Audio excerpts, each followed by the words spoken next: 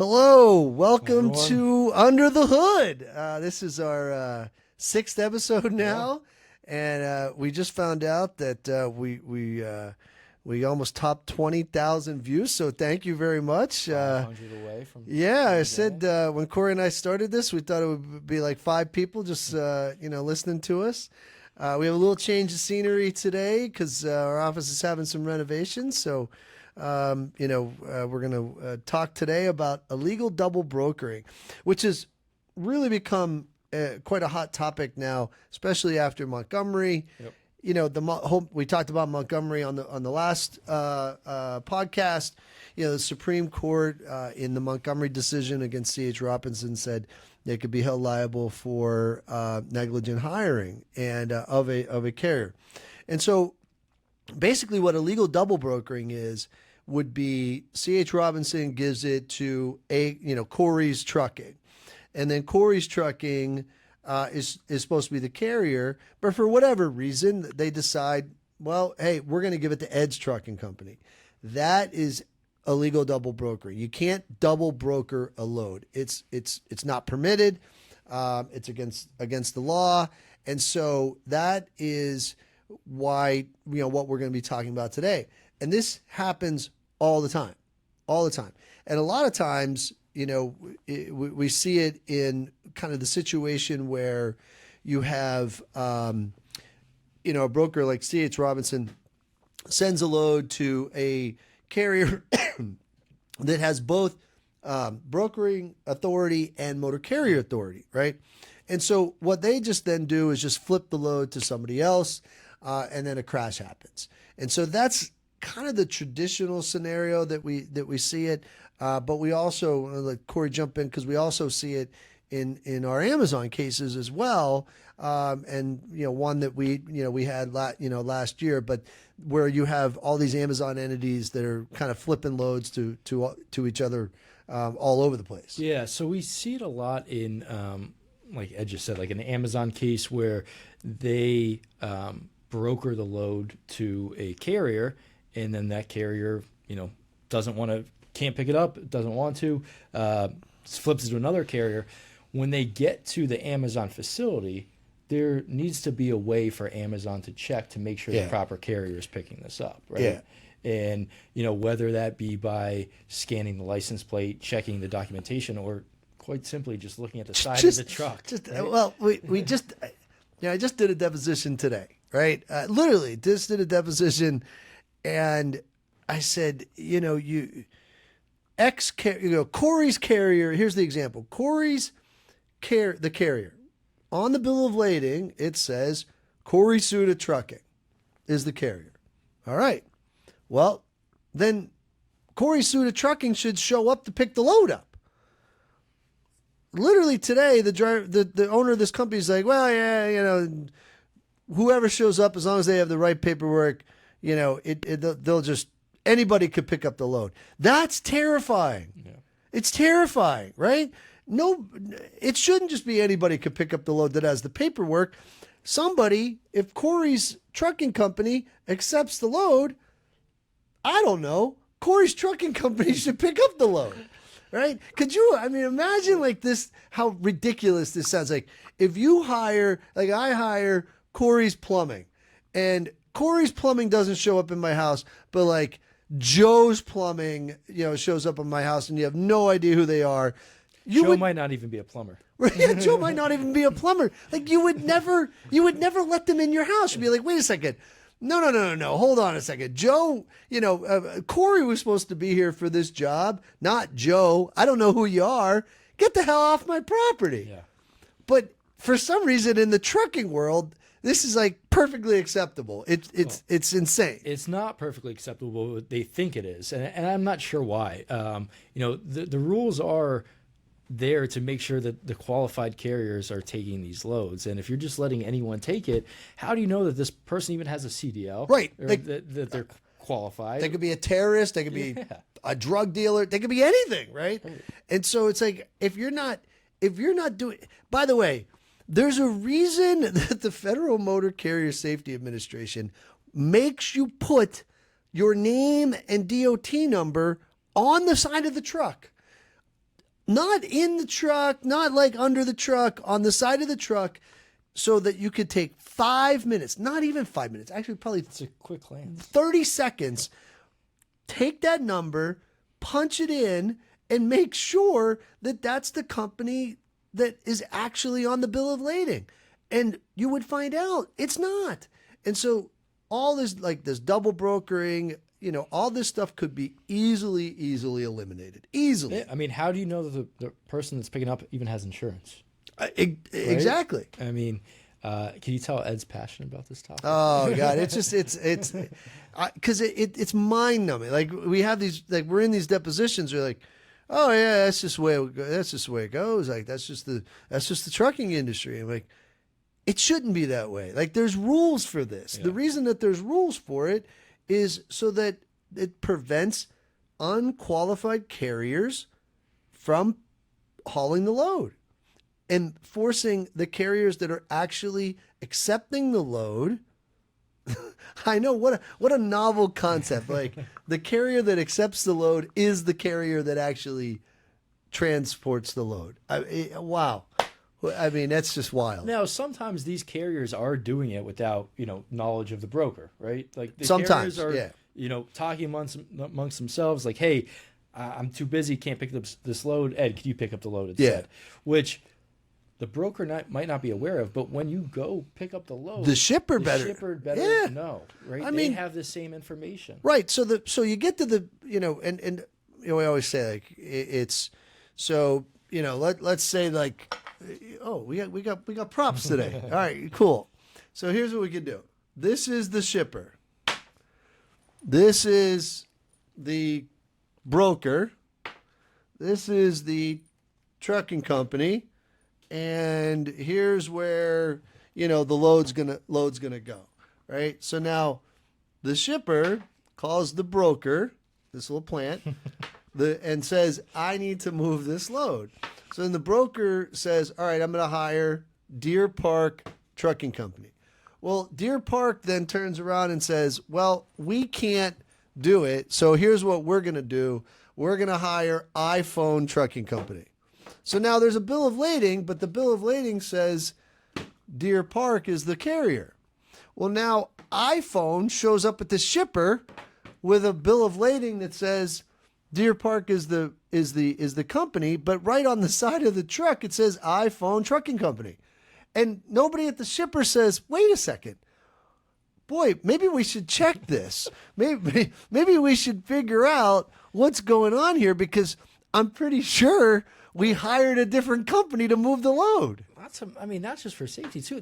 Their load might get stolen. Oh my gosh. Right?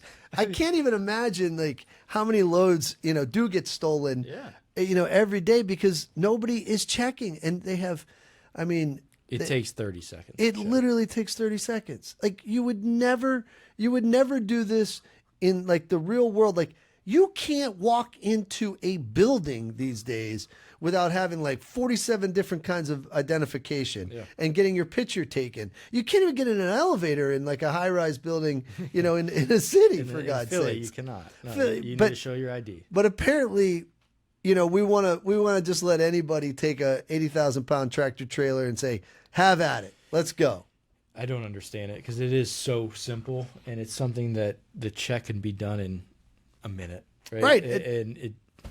I just don't understand it. And half the time, again, we started doing this because we're talking to, we represent a lot of truckers, and, the truck drivers, they're listening. The brokers are telling them, hey, when you show up, make sure you tell them you're here to pick up on behalf of, Ed's company. And so, what's a truck driver going to do? He's going to be like, no, okay, all right, I got this load. So, look, I don't really put a lot of fault on them. They need to follow the rules as well, but the system is it's designed to fail, right? It's designed right now so that nobody, the right hand doesn't know what the left hand is doing. That is the definition of negligent entrustment. Yeah. Like you're giving something to somebody that you don't know their background, you don't know their history, and you don't know whether they're safe or not. and it's a mechanism of death. This also parlays kind of into the chameleon carrier stuff, right? It does. I mean, a lot of times these drivers probably, some of them may not even know what company they're working for at that specific time. If one company's closing, another one's opening, you're listening to the same person every time, right? Right. They don't speak the language. I mean, there's just a whole host of things. But yeah, Corey's 100% right. I mean, this kind of dovetails back into the whole chameleon carrier where, the drivers, they're just like being plucked from one truck to another truck, and they don't know. And these chameleon carriers, they don't care, right? I mean, their whole business model is in business one day, out of business the next day, flip it to another company, continue getting the loads. Doesn't matter. Safety is, it's not even on the list. When I say bottom of the list, it's not even, there isn't even a list, for these companies. They don't know what safety is. No, they're not just trying to get the loads, and that's why the rules are in place to try and prevent this. And a shipper could prevent it just by looking at the side of the truck. Oh my God! Yeah, Right. This is 100%, 100% preventable at the origin of destination, which is where you're picking up the load. As Corey said, explain to them like what the license plate readers and all those things are. Yeah, so most Amazon facilities now have like a license plate reader that will go to, it will scan the license plate when you come into the facility, and it should be associated with that DOT number, right? Now, that wasn't always the case, and some may have it and just actually don't even care and don't even use it or look at it. But, I mean, it's that simple. These license plate readers scan it, and it should pop up on the screen automatically, this license plate's associated with Deer Park Trucking and not Ed Ciarimboli Trucking. Yeah, why don't give them the load? Right. Or maybe there's a reason. Let's question it a little further, right? Or say, okay, hey, look, Deer Park was supposed to move it, but now Ed's Trucking Company is going to move it. Let's take 5 minutes. 5 minutes. Let's make sure that Ed's Trucking Company has the right authority. Let's make sure that Ed's Trucking Company doesn't have bad scores. Let's make sure that Ed's Trucking Company has the right insurance. I mean, all of this is literally publicly available, and you can look at it like that. Well, and a shipper should be doing it, not to end broker, but I mean, the shipper should be doing it because number one, their load could get stolen. Right? Yeah. Number two, if the trucking company that's picking up doesn't have insurance or is a bad company, the shipper's now on the hook. No question about it. I mean, so it's protecting the shipper as well. 100%. 100%. I mean, shippers out there, like, look, if you don't want, here's some advice to shippers. If you don't want to get sued, then it's very easy. If a company shows up to pick up a load and it's not the company you hired, don't give it to them. Yeah. If you do, and there's a crash, you're going to get sued. So, I mean, you got these like Fortune 500 companies, all these like, big time lawyers that are, corporate lawyers. I don't know. Tell them very simply, if the company that you hired is not the company that picks up the load and there's a crash, you will get sued. So just have a policy that says, so easy. We will not give any loads to companies that we did not hire. And their information is on a document that we talked about called the Bill of Lading, right? And the Bill of Lading essentially just lists the shipper, the broker, the carrier. It's all right there. It's a legal document that is all on a piece of paper that the carrier has to have when they pick up the load. If on the Bill of Lading, where it says carrier, does not match the side of the truck, you have a problem. It's that simple, right? And the shipper, they are literally being handed that Bill of Lading. A human being, or now maybe even AI, can look at it and be like, hey, this doesn't match up. Doesn't match up. What's going on here, right? Take that 5 minutes and see what's going on. You're going to protect yourself. You're going to protect, your company. You're going to protect the public. Yeah, how about this? You're not going to kill people, right? I mean, let's always start with the premise, we don't kill people. And now, after Montgomery and all this, the brokering and double brokering, and now, the brokering lobby, instead of like investing money in safety and hiring safe, qualified companies, now they want to push through some legislation to have immunity for this. Why not just hire safe companies? If you hire a safe company, there's no crash. Nobody dies. Like, I laugh, but it's really that simple. I mean, shouldn't the goal be, the goal be 0 deaths? Like, isn't 1 death too much, right? And so start with that premise and then work from there. And guess what? It's going to save them money. Absolutely. Right? I mean, they're lobbying to pass this, Yeah. immunity. Just make it safer, and you're going to save yourself money on lawsuits. I mean, just listen, there's so many very good companies out there that aggregate all this data. Carrier 411, Truck Stop, all these companies, like, use them. They're great companies. They go through all this stuff super quickly. They tell you what companies to hire. They tell you what companies are questionable. And if the company's questionable, here's the things that you should ask them about. And then they tell you, don't hire this company, right? It's pretty, it's pretty simple. And back to this, if you hire Corey's company to pick up your load and Corey's company doesn't show up, if Bob's Plumbing is coming to pick up the load. Bob's Plumbing is coming to pick up the load. Somebody should ask a damn question. Don't let them in. Somebody should ask a damn question. I mean, it's just like, I'm not kidding you. The guy today's like, nope, nobody checks anything. They're just too busy. Too busy? Too busy? It takes 30 seconds, right? 30 seconds to check it. And if, God forbid, they're like, well, wait a second, you're not the right company. We got to make a call. Hey, we need to readjust this, or we need to fix this, or we need to get the company that actually we hired here to pick up the load. What a wild idea that would be. Crazy concept. Crazy concept. It is a crazy concept. I mean, I don't know what else we could say about it. No. But we have, we have so many of these cases right now, and we keep. And I'll let you in on a little secret. This argument that is advanced by the trucking industry, that this is just the way it is, right? That this is just the industry, and this is how we roll, and this is what we do. People don't like it. I mean, we've tested this in focus groups and data surveys, and it is a very simple concept. The company that you hire to move the load should be the company that picks it up. And if it's not, you should ask some questions. And if you don't, and there's a crash, you're going to be on the hook, because you now have not done your due. Yeah, this isn't something we're just making up. No. Right? Like, we've tested this over how many cases?